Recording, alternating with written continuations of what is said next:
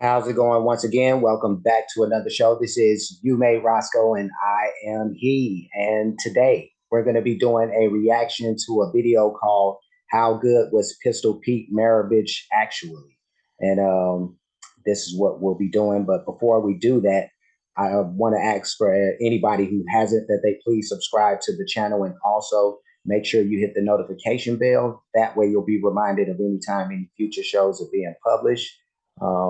Also, I guess that's it. That's it. I would say to go over to to the channel of the artist, but I don't know if there's no Pistol Pete YouTube page. I don't think just pages that feature his stuff. So it is what it is. But yeah, no, we're gonna dive into this like right now. I'm not one of those people who was really alive when Pistol Pete was doing his thing for real. So this gives me yet another chance. I've already reacted to one video featuring Pistol Pete and some of his exploits on the court. So this is yet another chance to do that. So let's go ahead and dive in.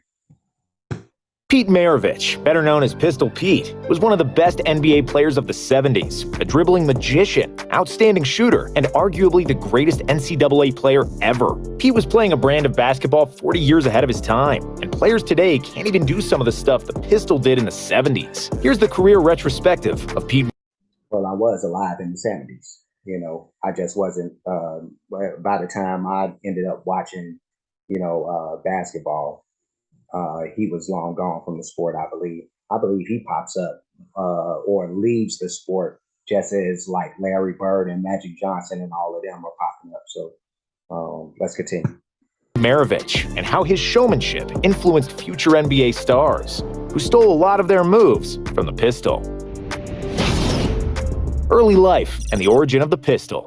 Pete Maravich was born in 1947, and basketball was in his blood. His father, Press, was a professional player for 2 years in the NBL and BAA, two leagues that merged and became the NBA in 1949. Press then started coaching, and because of his job, the Maravich family had to move a lot. The only constant for Press and his son Pete was basketball, which was a dish served for breakfast, lunch, and dinner. While Pete was only an infant, he already started dribbling, and by the age of 7, he started playing organized basketball. When Press Maravich coached at Clemson University, he would always bring Pete to practices and games, and the two would always talk about basketball in some shape or form. Pete would dribble the basketball on his way to school, while he rode on a bike, and even slept with the ball. At the age of 12, he was practicing up to 10 hours a day. His father taught him the fundamentals, but Pete loved basketball so much that he started improvising, and countless hours in the gym all alone gave birth to some of the most spectacular moves the NBA has ever seen. But more on that later. As a freshman, Pete started playing for Daniels High School in Clemson at the age of 14, but he barely played on a team filled with seniors. And even when Pete would come into the game, the older guys avoided passing him the ball.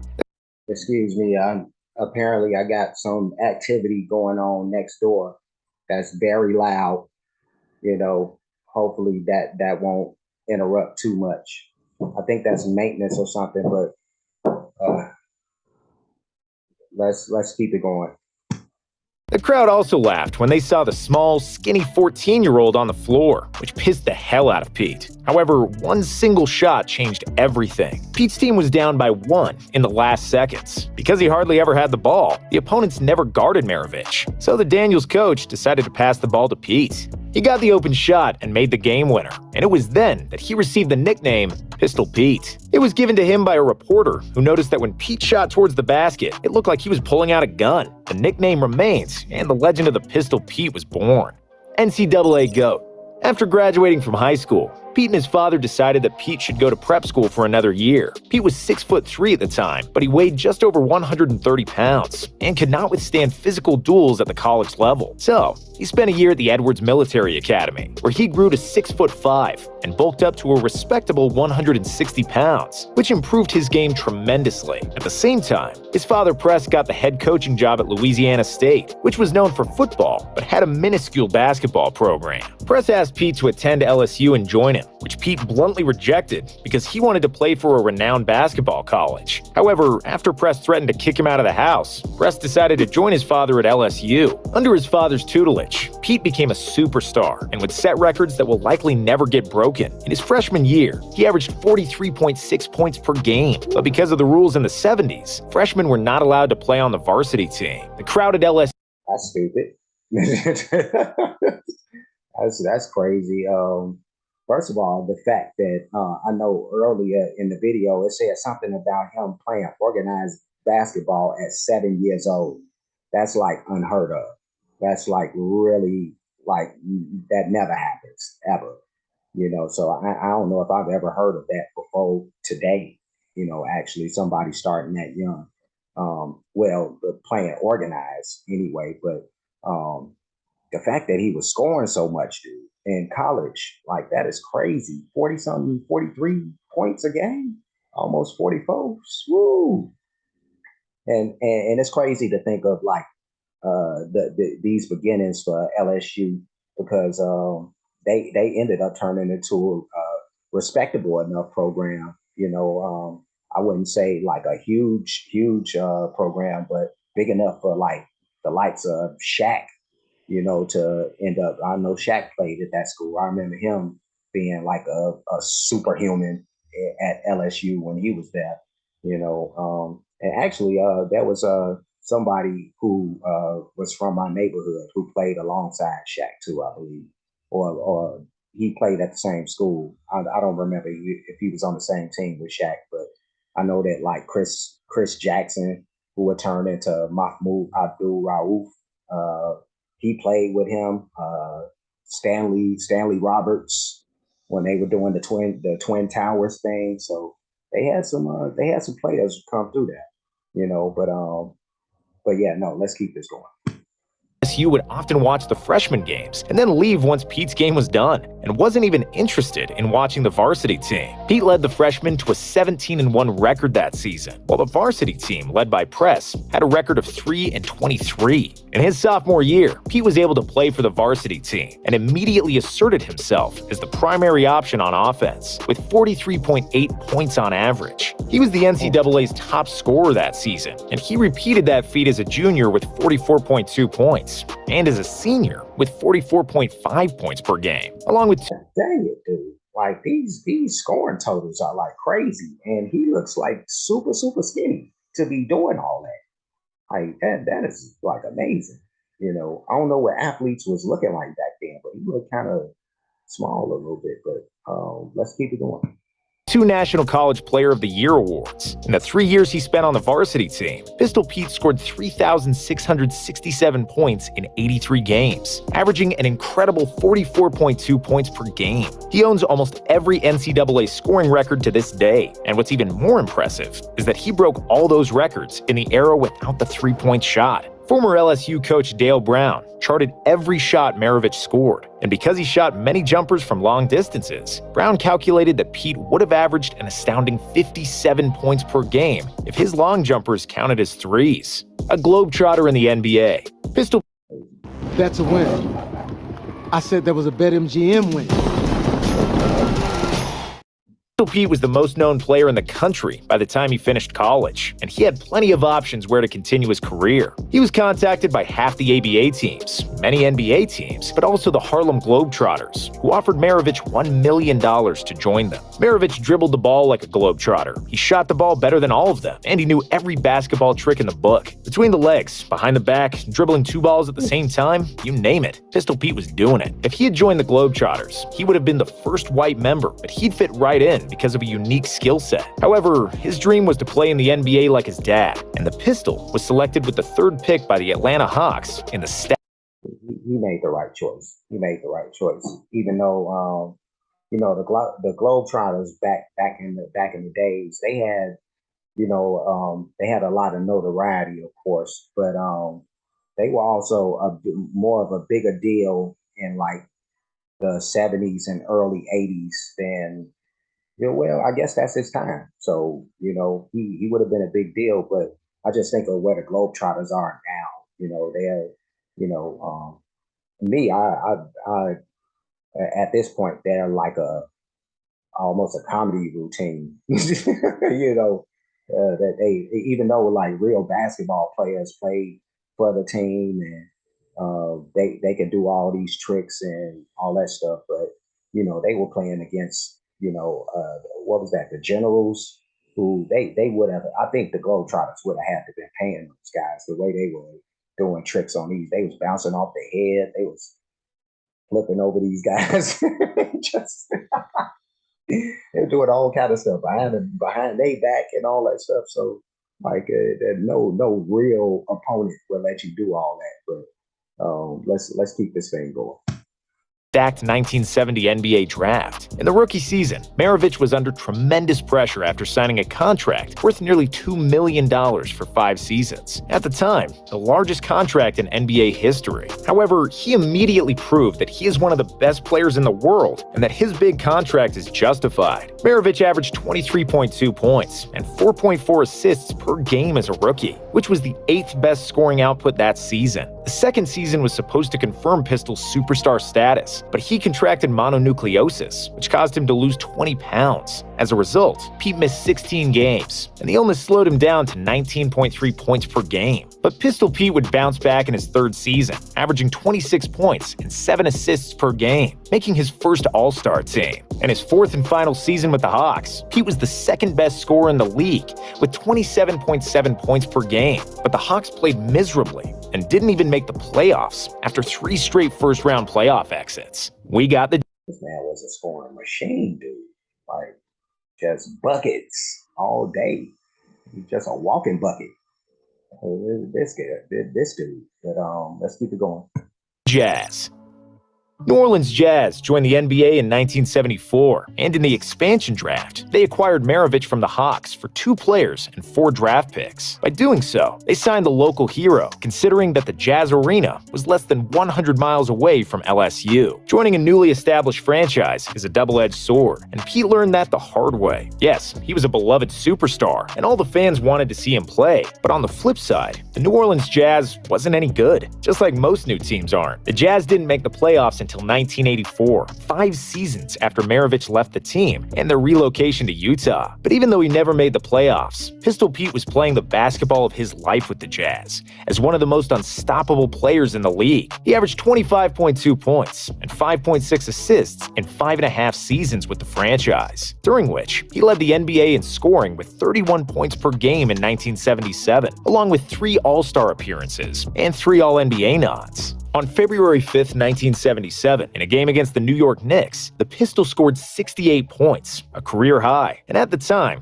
the most points ever by a guard. The feat is even more impressive when we know that he was guarded by Walt Frazier, one of the premier defensive guards of the 70s, and that he scored 68 without a three-pointer. In 1978, Maravich played the best all-around season of his career, averaging 27 points, 6.7 assists, and a career-high 2 steals per game. He would have probably led the league in scoring once again, and likely even pushed the Jazz to the playoffs, but he unfortunately injured his knee halfway through the season and was forced to miss the final 32 games of the season. Before he got hurt, the Jazz had a winning record due to a 10-game win streak. After Maravich went down, they lost 8 in a row, and their playoff... Oh, excuse me. That pretty much states what his value was to the team right there. They was on a 10-game win streak, and then soon as he out, lose 8 in a row or whatever it was, but that's crazy.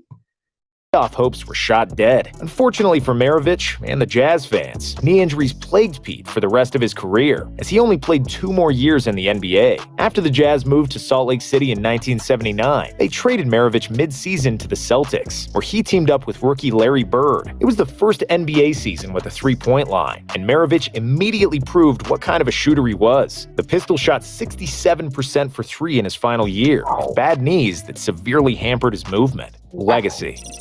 Whoa. Stop it for a second, dude. Like 67% from 3. Jesus Christ, dude. And because of his one season, I'm pretty sure that doesn't allow him to be like ranked all time for the percentage, but like he would be blowing people out the water. Dude, people don't shoot 67% from the field, period, unless you like just one of those dudes who dunk the ball all the time, and still that's extremely high percentage. So dude, he would have been the greatest 3-point shooter ever. That like according to that right there, like goodness gracious, dude. I mean, by a long shot, long shot, he was ooh wee. That's crazy. He got cheated. He got cheated, man. They should have had the 3-point line back there, but it is what it is. Let's keep it going. Pistol Pete was a basketball savant, and he played basketball 30 or 40 years ahead of his time. At the time of his retirement, he had by far the best handles in NBA history, and many of the greatest ball handlers took many pages out of Pete's ball handling book. He was a trendsetter that inspired generations, and if your favorite ball handler didn't learn from the pistol, they likely stole some moves from someone who stole from Pete. That LaMelo Ball underhand full-court pass, Maravich did that in the 70s. Magic Johnson's around-the-back defender freeze and then pass, Maravich did that too. Hook shot like Kareem, turnaround jumper like MJ, or readjusting his jump shot mid-air like Larry Bird. It was all routinely done by the pistol. When he played the game, the NBA was dominated by centers like Wilt Chamberlain and Kareem, and guards like him were unicorns. Other than Jerry West, nobody else attempted that many jump shots, let alone made them with great accuracy. With an unbelievable floater and layup game, finishing with both hands, killer handles, and the ability to both score and pass, Pistol Pete is most often compared to Steve Nash, a guy who came to the NBA 16 years after Maravich retired. Nash was a beast too, as far as his ball handling and ability to assist, anybody who's familiar with the current game, anywhere from the late '90s going into the 2010s. You know about Steve Nash and his 2 MVPs and all that stuff. But let's finish this out.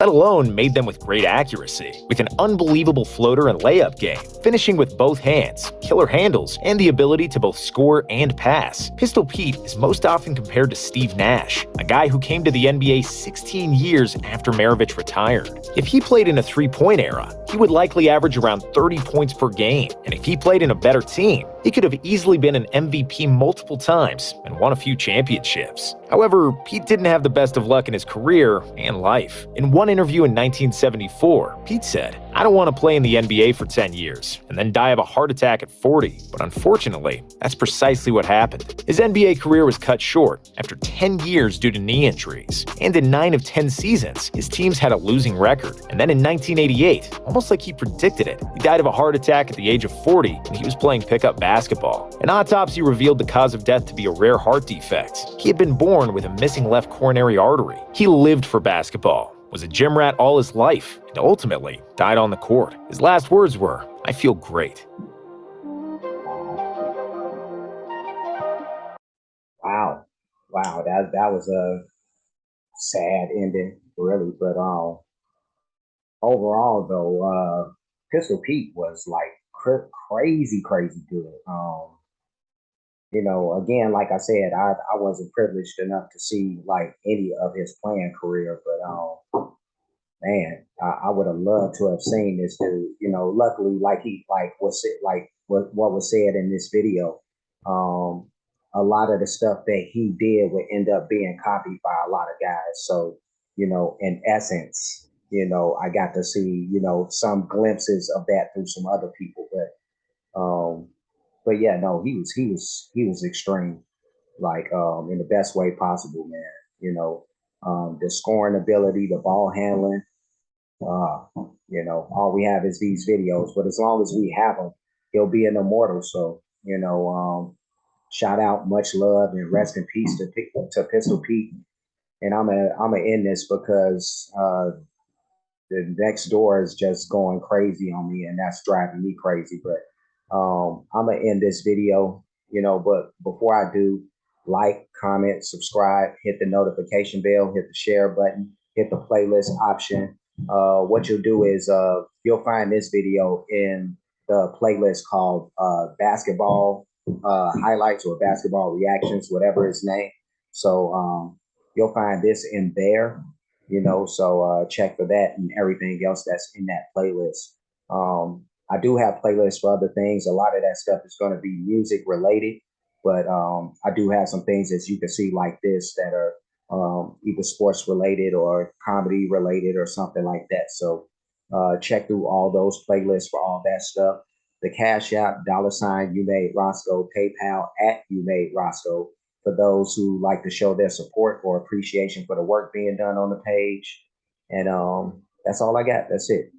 We made it through this, surprisingly enough, with all the racket that was going on, but we made it. But I'm gonna get going. I will see you guys again very soon. So until next time, be safe and be good.